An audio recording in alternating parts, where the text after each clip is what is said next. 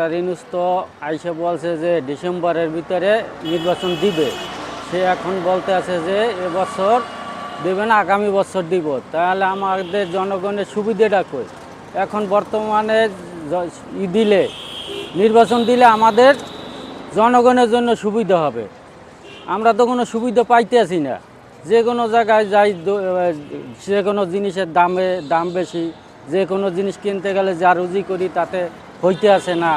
বিভিন্ন ধরনের সমস্যা আমাদের। এই তো রিক্সা চালাতে এখানে ট্রাফিকের দ্বারে, এখানে সার্জেন্টের দ্বারে এইটা সমস্যা, এই সমস্যা, বিভিন্ন ধরনের সমস্যা আমাদের চলতে আছে। কারণ আমাকে যত দূরত এটা সমস্যা নির্বাচন দেয় তাহলে আমাদের সবার জন্য উপকারিত হবে।